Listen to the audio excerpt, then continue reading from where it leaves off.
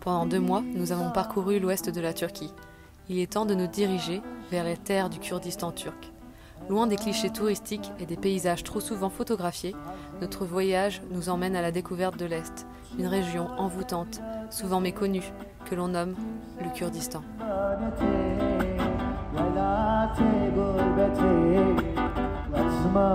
Aujourd'hui, nous quittons l'Ouest pour plonger dans l'âme vibrante de ces terres, où chaque pas nous rapproche un peu plus de l'authenticité et des récits oubliés.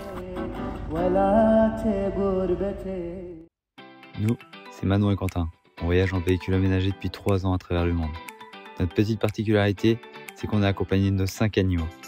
Junior, Alfie, Rico, Harold et Moret. Et à nous tous, on forme les 24 pattes.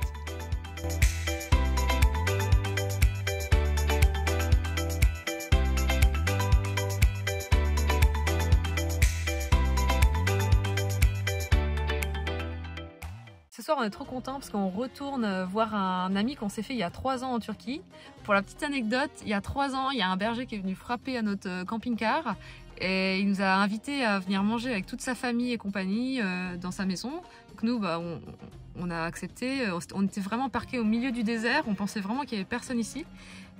Et du coup, comme ils n'avaient jamais vu de touristes ici, parce qu'on est vraiment au milieu de nulle part, vers la frontière avec la Syrie, proche de cette frontière, et ils ont invité le chef du village et on a été conviés par le chef du village et compagnie. C'était très formel, c'était vraiment... On pensait pas pouvoir vivre ça en Turquie. Bon, du coup, ce soir, on repart le revoir, donc c'est génial, je suis trop contente. On arrive dans le village, comme on a eu il y a 3 ans. C'est vraiment un tout petit village, trop mignon. Est-ce que on a retrouvé la maison? Oui, je reconnais le fils. Ah, trop bien. Nous sommes toujours aussi bien accueillis par le peuple kurde. Notre ami Zeki n'étant pas là, des enfants se proposent de nous faire visiter leur village.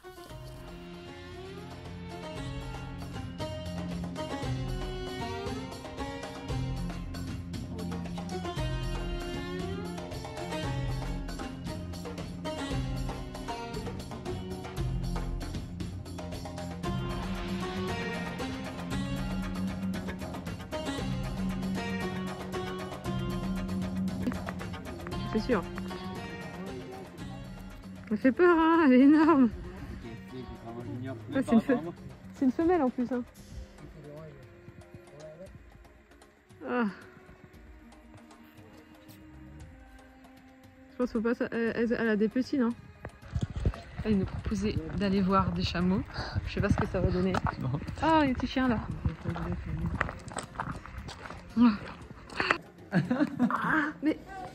Oh, il y a des chameaux là vraiment. J'avais jamais vu de chameau. C'est un dromadaire. Oh.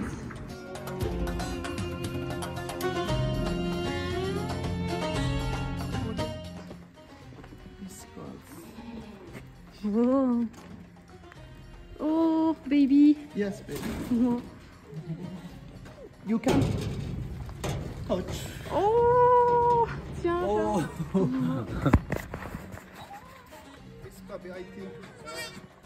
Elle veut pas te voir. Maybe 5 days. 5 days. Oh, il a 5 jours. Ça c'est ma passion, je veux savoir le camion.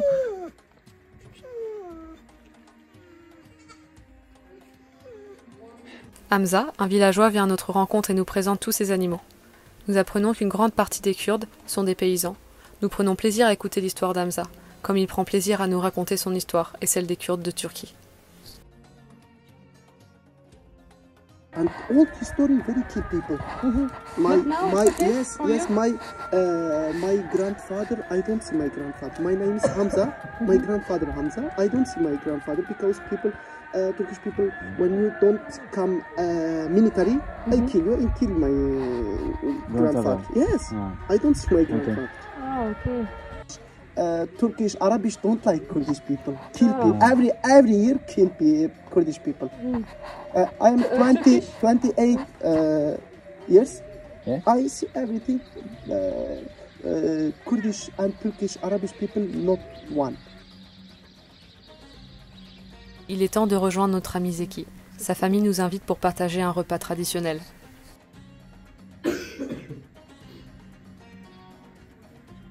Majoritairement musulmans sunnites, la tradition veut que ce soit l'homme de la famille qui mange avec ses invités.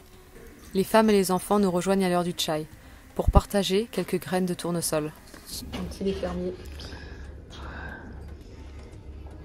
On vient de rentrer de notre soirée avec notre ami Zouki et toute sa famille. Ils nous ont vraiment bien gâtés. Et ce soir, du coup, on dort devant chez eux dans le village kurde. Mais ils nous ont demandé de ne pas faire sortir les chats parce qu'ils nous ont dit qu'il y avait plein de Kengal dans le village et que s'ils verraient des chats, ils en feraient qu'une bouchée. Donc mes pimpins, ils sont enfermés cette nuit. Reste là mon petit Momo. Hein. Bonne nuit. Alors que les premières lueurs de l'aube caressent doucement les toits du village, un souffle de vie s'éveille. Les habitants se rendent auprès de leurs animaux, tandis que les bergers s'élancent vers les montagnes.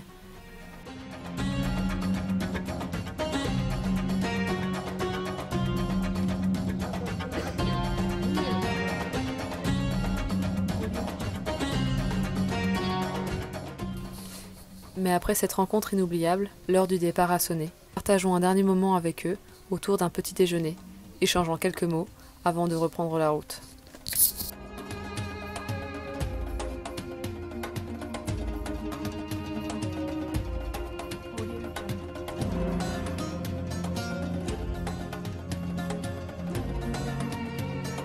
Le fou dans l'Est, c'est que tu t'arrêtes 2-3 minutes, même pas là, ça fait 30 secondes de s'arrêter pour chercher notre chemin.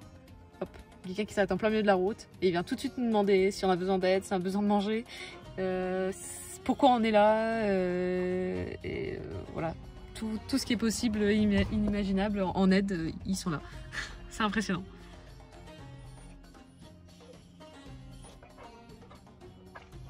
Là, ils nous aident à trouver notre chemin. On nous a dit qu'il y avait quelque chose ici à voir, comme un ancien volcan, quelque chose du style.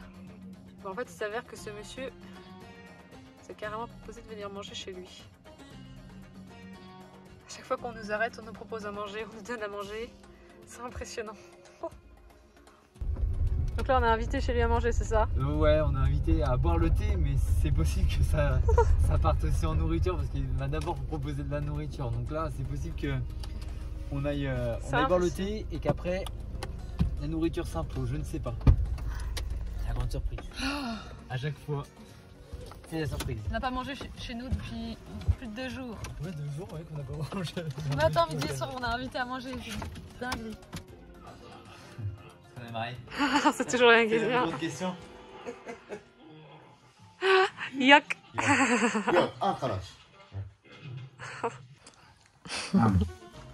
Tout ce qu'on mange, c'est des produits naturels. C'est leurs produits.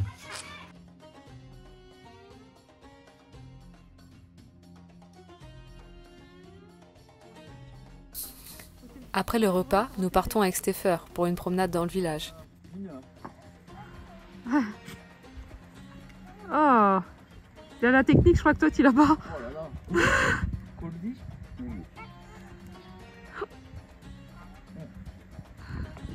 Ah, la technique, je crois que t'es nul, Quentin.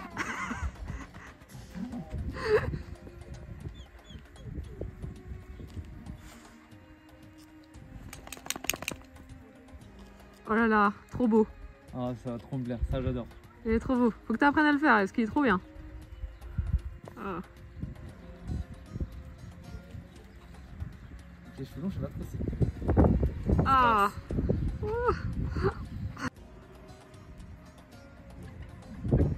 Voilà, ça c'est pareil.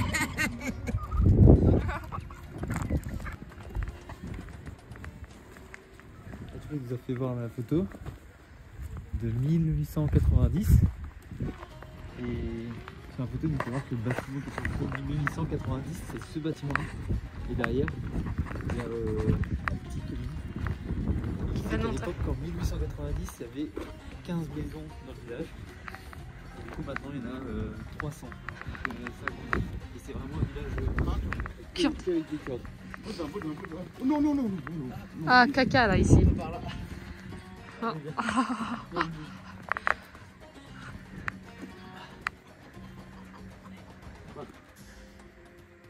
Là, c'est la maison qu'elle a.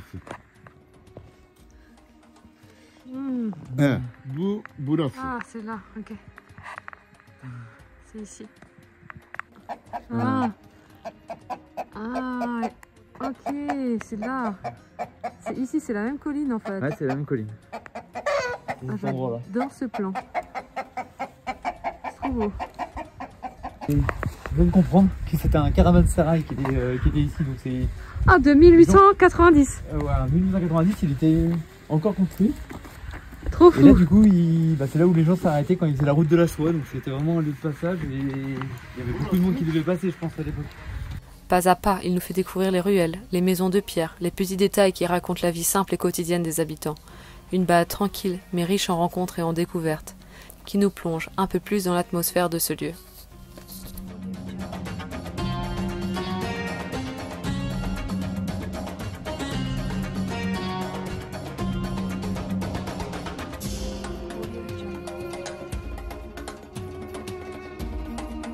De retour chez lui, Stefan nous propose de nous raconter son histoire en tant que Kurde de Turquie, ainsi que celle de l'un de ses fils. Assis autour de lui, nous écoutons attentivement tandis qu'il partage avec simplicité et sincérité les moments marquants de leur vie. Une conversation qui nous permet de mieux comprendre leur parcours, leurs défis et leur espoir. Que fait ton fils en Irak? Il se bat pour le Kurdistan? Yes. Oui, il se bat pour le Kurdistan. Dans les montagnes.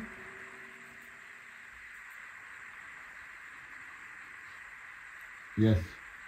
Il est dans les montagnes, comme on l'a vu.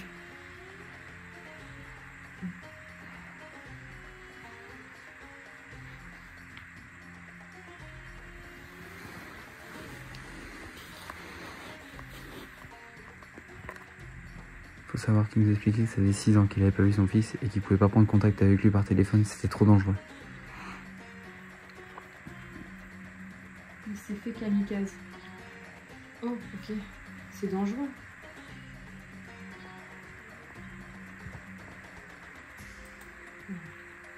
Non. Dangereux. Ah. Je me demandais si Cécile va bien.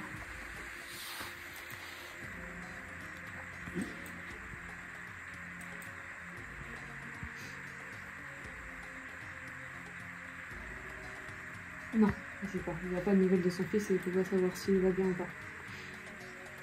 Je me demande s'il est fier qu'il se batte pour le Kurdistan. Yes. Yes. C'est plaisir. En fait, dès qu'ils sont en révolte un petit peu, ils mettent toutes les personnes qui sont contre, comment on dit ça, Qui se pour le soulèvent. Kurdistan. Qui sont pour le Kurdistan, qui se C'est ça. soulèvent contre les Turcs. Mais ça peut être juste des choses spécifiques du style ils marchent dans la rue ou quoi, et ils sont emmenés directement en prison. Il n'y a aucun droit de parole. Non, pas de droit de parole. Non. Si tu dois être pro-Turquie. Ils mettent du coup la pression, ils exercent une grosse pression psychologique sur le peuple. Ça revient à ce qu'il nous disait tout à l'heure que les Kurdes, en fait, ils se revendiquent même pas Kurdes quand ils sont en Turquie parce qu'ils ont peur pour leur liberté. Pour leur liberté, ouais. Alors lui, un de ses fils et un de ses frères sont allés en prison. Et maintenant, il y a encore un autre de ses frères qui est en prison pour 2 mois de peine. Mais les autres, ils sont lui et les autres sont tous sortis. Ouais. Comment ça se passe en prison? Vous êtes torturé?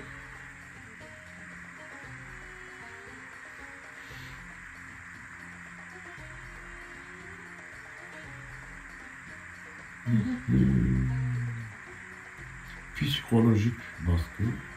Ah, psychologique. Psychologique parce que. genelde psikolojik baskı yapıyorlar. Hatta benim oğlum işkencede bayağı yaralandı. Şimdi başladılar bu oğlum. Ama şimdi psikolojik baskı yapıyorlar. Ondan sonra aileleri perişan ediyor. Tuvalet sıkıntısını çekiyoruz. Ils exercent généralement une pression psychologique. En fait, mon fils a été gravement blessé pendant la torture. Maintenant, c'est mon fils qui est poursuivi en justice. Mais maintenant, ils exercent une pression psychologique sur lui. Et sur toute la famille. Evet, Fransızım. J'étais à Urfa pendant le mois d'été. Il faisait très chaud, il faisait 55 degrés. Ah, il nous donnait de l'eau une fois qu'elle était chaude et bouillie. Ça devait pas être super, quoi. Ils avaient de l'eau, mais en petite quantité, chaude, très chaude. Peuple kurde, éparpillé entre plusieurs nations, lutte depuis des siècles pour préserver son identité et son indépendance. Au XVIe siècle, une grande partie des territoires kurdes est passée sous la domination de l'Empire ottoman. Une situation qui a perduré jusqu'au XXe siècle. En 1920, le traité de Sèvres a suscité un espoir en prévoyant la création d'un Kurdistan indépendant.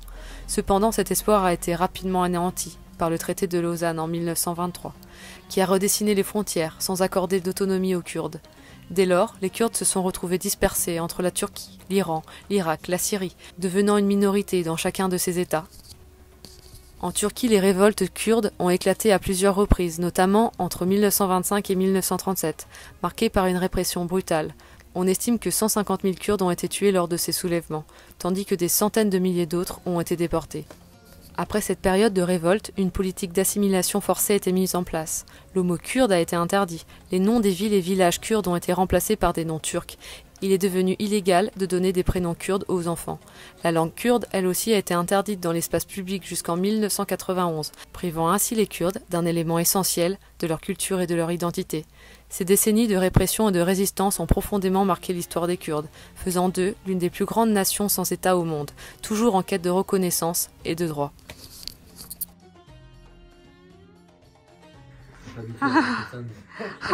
On prend la cuillère. On mange pas avec la cuillère.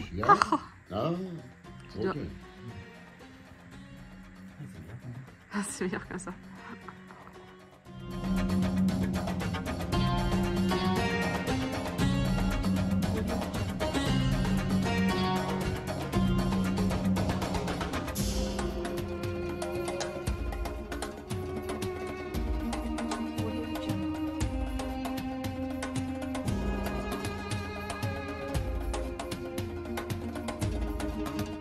Ce matin, nous passons nos derniers moments avec eux.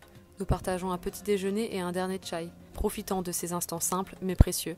Puis le temps des au revoir arrive. Ces adieux, bien que difficiles, marquent la fin d'une rencontre riche en échanges et en souvenirs.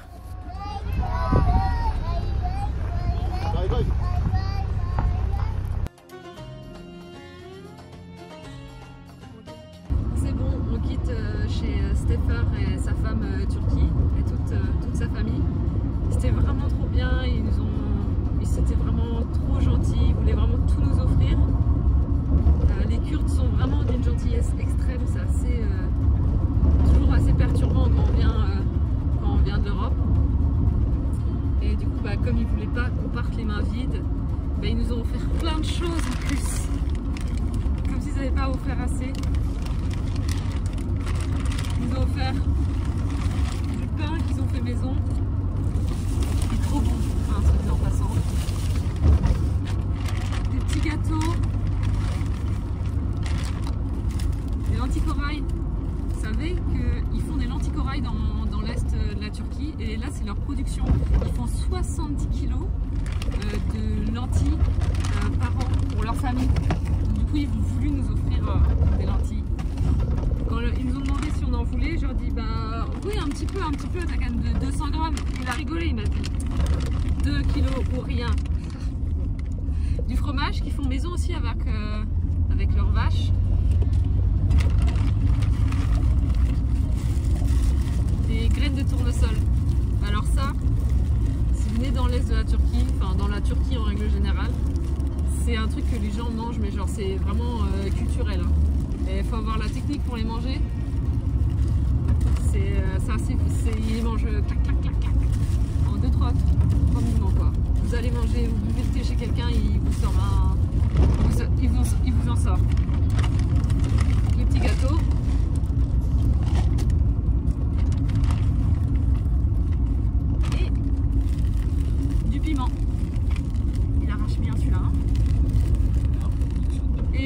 conviction, ouais. Quentin a raison. Ils font le piment et puis après ils le sèchent et puis ils le mettent en poudre comme ça là. Il pique bien.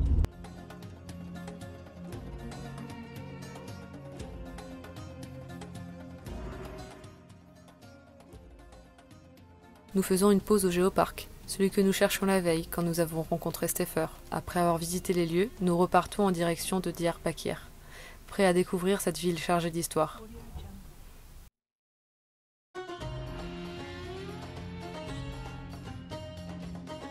Diyarbakir, souvent nommée la capitale du peuple kurde, occupe une place centrale dans l'identité et la mémoire collective des Kurdes. Pour les Kurdes, Diyarbakir représente bien plus qu'une simple ville. C'est un symbole de résistance et de fierté. Malgré les politiques d'assimilation et les périodes de répression, la ville a su préserver sa langue, ses traditions et son identité kurde. C'est également dans cette région, non loin de Diyarbakir, que le Parti des travailleurs du Kurdistan a été fondé en 1978. Le PKK est né en réponse aux discriminations et aux oppressions subies par les Kurdes en Turquie. Son objectif initial était de lutter pour les droits politiques et culturels des Kurdes, ainsi que pour la création d'un État kurde indépendant. Cependant, le mouvement a rapidement adopté des méthodes armées, déclenchant un conflit prolongé avec l'État turc qui dure depuis des décennies.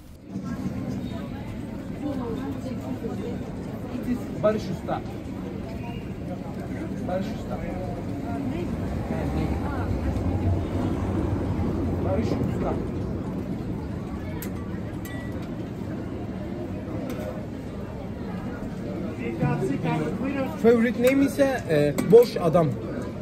Boş Adam? Barış. Nous flânons à travers les rues de la ville, savourant chaque instant et profitant de notre dernier cunefé, qui marquera la fin de notre séjour ici. Dans quelques jours, nous poursuivrons notre voyage en Irak.